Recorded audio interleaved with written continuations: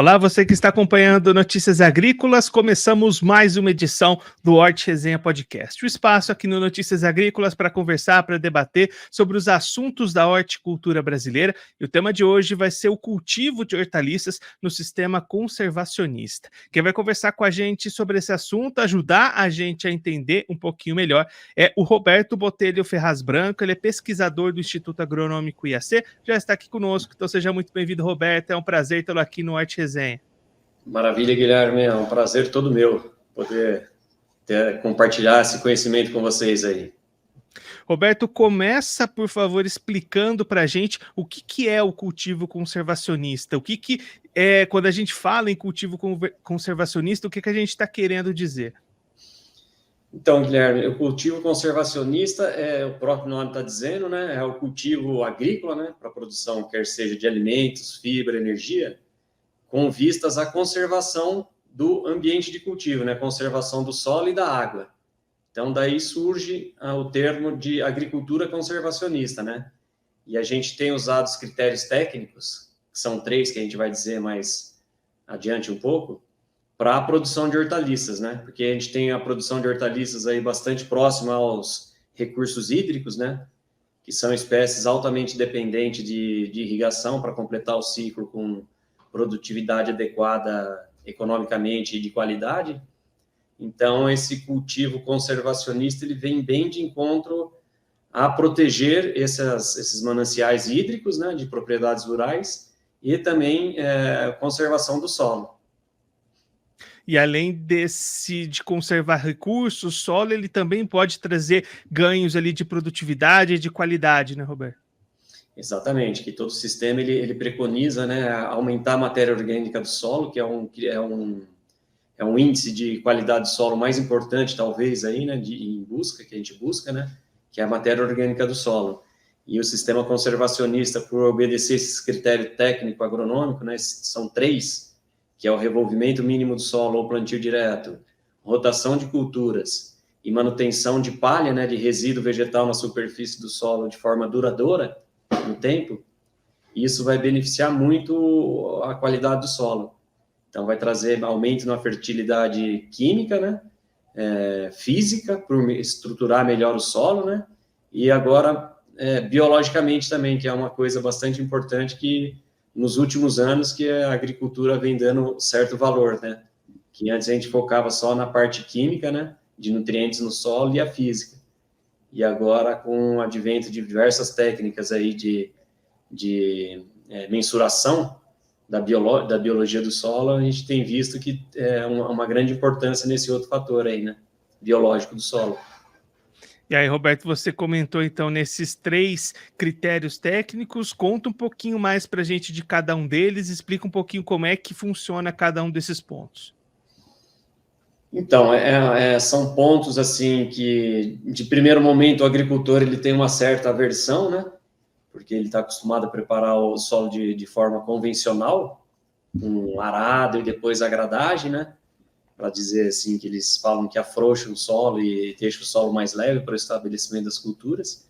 Então já começa por aí, né? Então não há mais revolvimento do solo, né? Ou o mínimo revolvimento quando houver a necessidade, só revolver na linha de plantio, na linha de cultivo. Então o primeiro passo é esse, né? É adotar tecnologias, principalmente implementos, né, especializados para esse tipo de metodologia de cultivo, que é não preparar o solo. Então, o primeiro ponto é esse, não preparar o solo mais, né, de deixar de forma de anos e anos. A gente tem área aqui em Ribeirão Preto, por exemplo, que tem mais de 15 anos de cultivo de hortaliças em rotação de culturas, né, sem preparar o solo. E depois entra o critério de rotação de culturas, que é uma técnica também milenar, que a gente sabe que traz muita fertilidade ao solo, né, que é, então, planta lá o tomate, depois uma crotalária, depois da crotalária planta uma couve, tira a couve, planta um milheto, depois do milheto planta uma berinjela e assim por diante, né? Em rotação de culturas. E sempre nessa janela de cultura comercial, a gente tem recomendado o cultivo de plantas de cobertura, que são gramíneas ou leguminosas, como a crotalária, gramíneas como o milheto, e assim por diante, né? E sempre manutenção da palha na superfície do solo, que não está revolvendo mais o solo e está produzindo palha, produzindo massa seca, né? Para permanecer na superfície do solo. E isso daí se torna uma ferramenta, uma metodologia muito amiga do ambiente, né? É um sistema similar ao plantio direto que já está bastante difundido na cultura de grãos, de soja e de milho, né, Roberto? Perfeitamente, Guilherme. Isso daí, o Brasil deu um grande salto, né, na agricultura com o advento do plantio direto, e isso a tecnologia já está dominada para os grãos, né, como você disse, a soja, o milho no Centro-Oeste, no Rio Grande do Sul, Paraná, e agora a gente tem trazido esse mesmo conceito para cultivo de hortaliças, né? Porque hortaliça já é um pouco mais complexo, que você tem cultivo de alface, tem cultivo de tomate, tem cultivo de couve-flor, então ela é mais complexa, né? Que você trabalha com mais espécies. E o produtor de hortaliças, ele está acostumado em transplantio das mudas, né? Então, as mudas das espécies chegam para ele já formada em viveiros, e ele faz o transplantio. E aí ele tem que adaptar, conhecer o sistema de semeadura para trabalhar com essas plantas de cobertura, né? Então ele aumenta a complexidade do sistema dele, mas por um benefício próprio, né, da estabilidade financeira dele no campo e também de preservar os recursos naturais, solo e água. Você comentou, né, Roberto, que tem uma resistência dos produtores. Como é que é esse trabalho para fazer o produtor entender os benefícios que ele vai ter ao adotar esse sistema? Então, esse trabalho que é o mais exaustivo e mais... A gente tem que insistir mais nisso, né? Assim, a pesquisa ela não tem tanto alcance de extensão, né? Só que agora a gente está junto com a CAT, que é a Coordenadoria de Assistência Técnica Integral e de Extensão Rural, e a gente tem treinado os técnicos da CAT, a gente está com um projeto legal, junto com a EPAGRE de Santa Catarina, que já tem um know-how nesse conceito de sistema de plantio direto de hortaliças, né? Então, a gente está integrado nesse projeto, nesse novo projeto, que é para difundir isso, né, junto ao produtor. Então, quebrar esse obstáculo aí dessa resistência que ele tem ao sistema e levar para ele de forma com qualidade, né, a metodologia de forma com embasamento científico. A gente já tem um portfólio científico já grande aqui, né, na APTA, no IAC, e levar através dos extensionistas essa metodologia com uma segurança para que ele adote de forma sustentável, né? Que ele entre na atividade, nessa nova atividade até, vamos dizer, né? De forma que ele não volte mais atrás no método convencional. Então, esse é um grande desafio, que é a extensão trabalhando junto com a pesquisa, né? E aí, pelas pesquisas, pelos testes que vocês vêm realizando, é um sistema que se adequa a todos os tipos de culturas ali do hortifruti, ou tem algumas variedades que não se dão bem nesse sistema? Ele se adequa bem em quase todas, inclusive tem algumas culturas que elas são mais, vamos ver, resistentes a isso, né? Poucos estudos, né? A cenoura, por exemplo, como é uma cultura de semeadura, não transplantio, como eu disse anteriormente, né? E ela já é semeadura, então são máquinas que fazem a semeadura direta, né? A gente achava que seria mais difícil, mas já tem produtor lá em Piedade fazendo, né? Recebi esses dias um videozinho de que o produtor fez os canteiros, né? Previamente, ele cultivou a planta de cobertura para a produção da palha, e agora ele deitou a palha e está semeando a cenoura em cima da palha. Então, a cenoura, que era uma cultura assim que a gente acreditava que seria difícil, né? Adoção, já tem produtor já com essa iniciativa. O alho também é outra cultura que tem uma certa restrição, mas eu acredito que se a gente trabalhar um pouco mais em cima, a gente consegue implementar o sistema conservacionista para a cultura do alho. A cebola também é como a cenoura, né? Muitas das vezes ela é cultivada em semeadura, então a gente também tem que avançar nesse entendimento. Mas as outras de muda, assim, a gente já está mais dominada, né? A alface, por exemplo, que é de canteiro e transplantio, já tem bastante produtor fazendo com sucesso. Eles estão focados na produção de palha em cima do canteiro para cultivar as hortaliças folhosas, como alface, rúcula, para diminuir o impacto da chuva, né? Então, eles estão conseguindo atravessar o período de verão, que é um período de entre-safra, e de queda na produtividade das hortaliças folhosas, através desse mecanismo de produção de palha, né, em cima dos canteiros, que entra dentro do conceito conservacionista. E aí, Roberto, utilizando esse sistema, ganhando, né, em sustentabilidade, em preservação de recursos, pode abrir caminho até para conseguir certificações de órgãos internacionais que pode ajudar o produtor também a conquistar mais mercado, né? Não tenha dúvida que isso vai acontecer, né? Porque tem essa questão de pagamentos por serviços ambientais, né? Então, isso tudo entra dentro do contexto. Já temos dados de que reserva de carbono aumenta, né? A gente consegue sequestrar carbono nesse tipo de agricultura. Então, tem um crédito carbono envolvido no sistema, né? E fora a melhoria da qualidade do solo e, consequentemente, menor utilização de insumos agrícolas, que está relacionado também com o crédito carbono aí, né? Quanto menos insumo externo a gente usar, melhor é a eficiência carbônica do sistema, né? E a água também é um fator importante aí nisso tudo.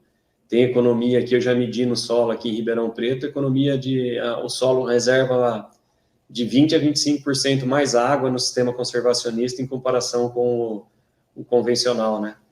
Então, tem vários benefícios ambientais aí que eles vão ser, acreditamos que tenha potencial para ser creditado, né? Para o produtor conseguir créditos por pagamento de serviços ambientais ou crédito de carbono, quer que seja.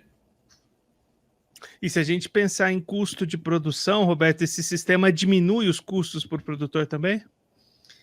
Também, Guilherme, é outro benefício. Assim, ele é um sistema complexo, né? Nem tudo são pétalas de rosa, tem os espinhos, mas desde que o produtor consiga adotar isso com critério técnico e qualidade, e todos esses benefícios que eu estou passando para vocês aí já é visível, o produtor já está tendo, ele sabe disso, ele vê isso, e acredito que assim, é um caminho sem volta, né? Desde que o produtor adote com critérios, ele ultrapasse essa barreira de resistência e ele domine essa tecnologia, ele jamais voltará para o sistema conservacionista, que é dispor ao solo, né?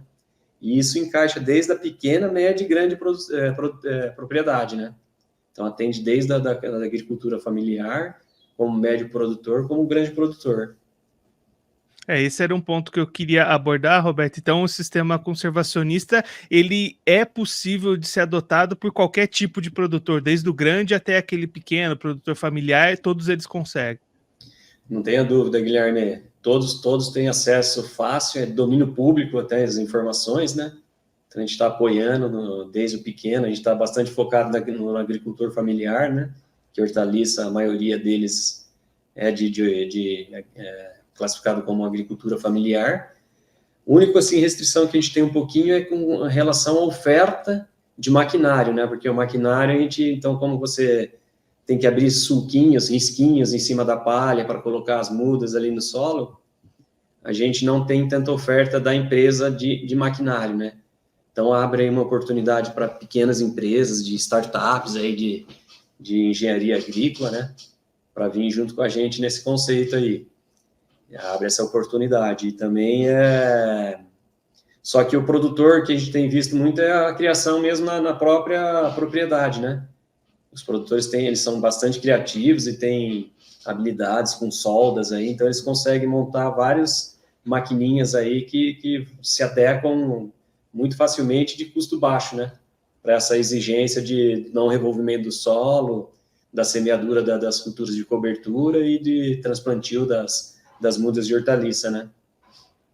E, Roberto, se a gente for pensar hoje num produtor que faz o seu cultivo da maneira convencional, já está acostumado a isso, quais que são os primeiros passos que ele precisa tomar para fazer essa conversão para o sistema conservacionista? O que a gente tem recomendado é que ele comece com uma pequena área para aprender, né, que é uma nova tecnologia, então acho que toda tecnologia que o produtor vai adotar, ele reserva uma parte da propriedade e comece, né, a testar, fazer suas comparações, estudos comparativos em loco ali mesmo, não adotar tudo de uma vez, né, que pode ser que ele vai entrar numa curva de aprendizado, então essa curva de aprendizado ele tem que ter o passo a passo e contar com o apoio técnico da gente, né, contar com o apoio técnico da CAT, do IAC, que a gente está disponível para isso, para ajudar, para, né, mesmo jogar a ideia, espalhar mais a ideia aqui, especialmente no estado de São Paulo. E o cuidado, assim, é esse, né, de como que ele não vai mais preparar o solo, então de que forma que ele vai, qual o tamanho da área. Eu, por exemplo, eu tenho uma propriedade que eu cultivo braquiária e roço ela bem rente e abro um suco, né, um suco de plantio, e aí planto tomate e em sistema estaqueado, e aí tiro a cultura do tomate, deixo a braquiária vir novamente, semeio junto com a braquiária, depois que eu tiro o tomate e roço, semeio uma leguminosa, né, uma crotalária, roço tudo isso, aí eu vou abrindo as covinhas, como já está, o estaqueamento já está feito, eu planto as mudinhas em covinhas, faço umas covinhas lá com uma cavadeirinha pequenininha, quando é pequeno, né, produtor, e aí eu mantenho o estaqueamento, baixo custo com relação a isso, né, não preciso tirar o estaqueamento e pôr de novo. Então tem várias metodologias aí que pode adotar, desde que siga os 3 conceitos básicos que eu disse lá no começo, que é o não revolvimento do solo, ou plantio direto, né, o mínimo revolvimento do solo, rotação de culturas e manutenção da palha na superfície do solo. E aí, Roberto, para a gente encerrar, aquele produtor que está acompanhando a gente, quer conhecer mais, tirar dúvidas, pegar mais informações, qual que é o caminho, onde é que ele consegue encontrar essas informações para conseguir entender mais e, de repente, até adotar o sistema na sua produção? Então, a gente tem já várias publicações, né? A última é um boletim técnico que a gente tem que estar disponível no site do IAC. Então, tem que entrar lá no site do IAC Publicações, tem um boletim técnico lá. E também contato direto com a gente, né? Entrar em contato no IAC ou na CAT também, que o pessoal já está preparado para isso, já tem esse movimento todo esse projeto integrado com até a própria EPAGRE, né, de Santa Catarina. E a gente tem total disponibilidade de apoiá-los aí em toda essa iniciativa aí da agricultura conservacionista. Roberto, muito obrigado pela sua participação, por ajudar a gente a conhecer esse sistema conservacionista, os benefícios, o passo a passo para o produtor adotar essa técnica. Se você quiser deixar mais algum recado, destacar mais algum ponto para quem está acompanhando a gente, pode ficar à vontade. Muito obrigado, Guilherme. É sempre uma oportunidade grande, né, de poder essa inserção através da mídia aí com vocês, atingir o público-alvo nosso, que é o produtor rural, né? Então, acho que ainda mais essa tecnologia que é tão nobre, né, que traz tantos benefícios aí, ele resgata até a dignidade do produtor, que o produtor não vai mais ter erosão, processo erosivo, que é um processo desgastante, né, tanto para o solo quanto para o produtor rural chegar numa área dele própria que tenha um sistema erosivo instalado ali, é totalmente deprimente. E eu acredito, assim, que estamos disponíveis para isso, para ajudá-los, e acredito que eles tenham, daqui para frente, um grande sucesso, né, desde que adotado o sistema aí no seu sistema de produção, né? Roberto, mais uma vez, muito obrigado. A gente deixa as portas do Notícias Agrícolas, do Hort Resenha Podcast, abertas para você, para todo mundo aí do EAC, sempre voltar e contribuir conosco, com todos os produtores do Brasil. Um abraço, até a próxima. Um abraço. O Roberto Botelho Ferraz Branco, ele é pesquisador do Instituto Agronômico, o IAC, conversou com a gente para explicar um pouquinho o que é o método de produção de hortaliças no sistema conservacionista. É um sistema parecido com o plantio direto, que já está bastante difundido na cultura de grãos, como soja e milho.